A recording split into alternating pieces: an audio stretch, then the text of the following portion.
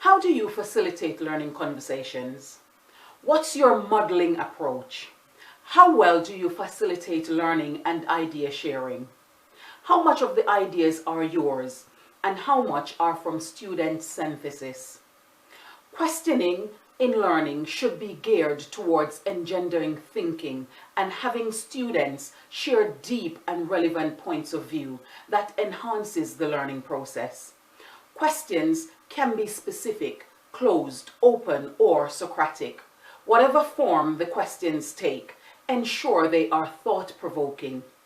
Pose, pause, pounce, bounce is a questioning technique that helps students to think deeply, share their ideas in a safe learning space without worrying about judgment or failure, which sometimes stifles the sharing of much needed perspectives. Let's explore this technique together and how it works.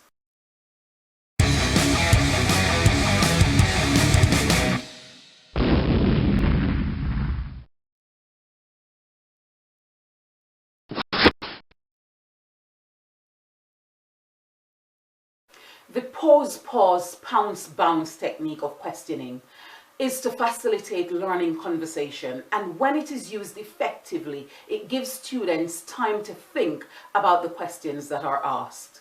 It allows for them to share their opinions and their honest responses within a learning environment where they feel safe and without negative criticism. Additionally, it facilitates thought gathering from many learners, thereby creating the opportunity for learners to agree and disagree with each other and build up a body of ideas that they can explore together. Pause, pause, pounce, bounce provides teachers with the opportunity to address misconceptions and further dissect certain thinking to bring clarity to the learners and advance on students' conceptualization of the ideology of study through reflection, connection, evaluation, and adaptation. This may lead to revisiting, steadying the pace of learning, enhancing the depth, or accelerating the learning process completely.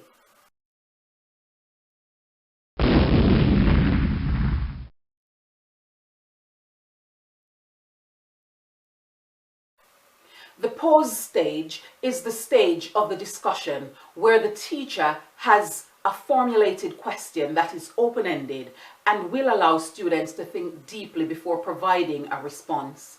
Considering the nature, type, and style of the question is important to build up the type of discussion and the level of engagement and elevation that is required. Using open-ended questions is an effective way to challenge students, to encourage reasoning, and to ensure that they are thinking and reflecting, which in turn will extend their responses. Use follow-up questions such as, what do you think? How did you decide? Why do you think that? How might X have arrived at that conclusion? What are the possible outcomes of? What are the differences or similarities between? Convince me. Explain the importance or the relevance of. What are some of the ways to approach this situation?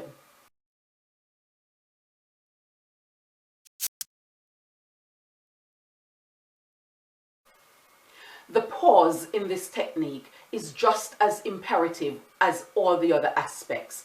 When a question is asked and the teacher needs a well thought out response, it is important to give students the opportunity to think through a valid and logical response to the question. Teachers should, after posing a question, implement an explicit pause for thinking. Some students will be eager to respond quickly. However, encourage thinking by giving a specific thinking window time. Remind them of their allotted thinking time and refuse to accept responses before then.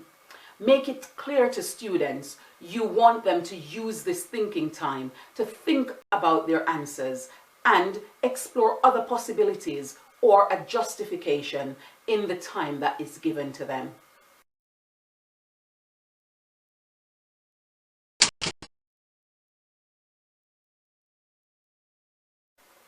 Once the thinking time for the question has ended, students should all be prepared to provide a worthy response. The discussion process with a no hands up policy unless the student has an opportunistic question. This could be for clarification or of what is said, or a question arising out of what was said, or plausibly disagreeing or adding further to a shared idea.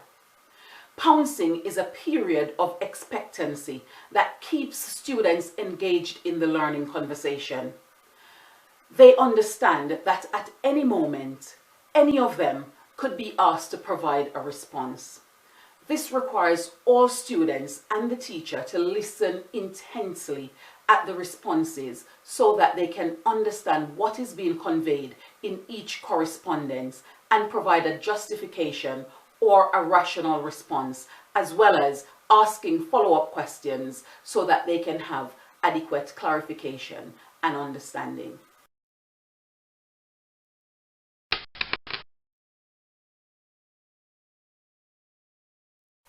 When the teacher pounces on a student, they should resist the urge to respond to the student's answer immediately.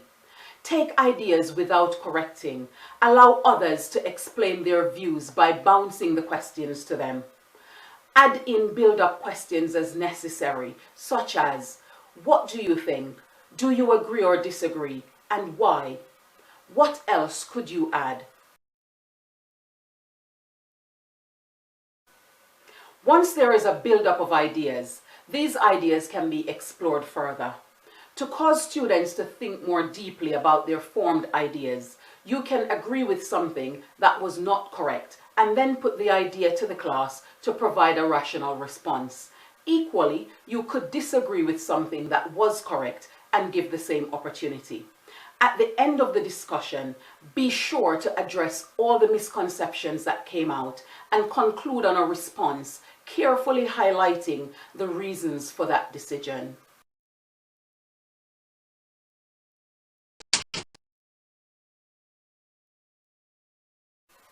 Questioning is a significantly important tool in teaching and learning.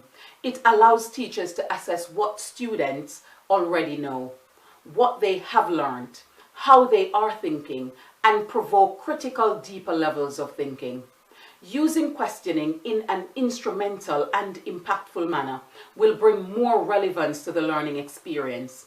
It will cause greater engagement and make learning more purposeful for students, and this will result in more successful outcomes.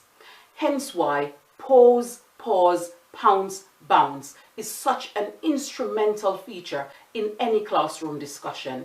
It allows dialogue to flow and develop in a way that facilitates the needs of all learners. Enjoy embedding pause, pause, pounce, bounce in your teaching and learning practices. What other questioning techniques do you currently use?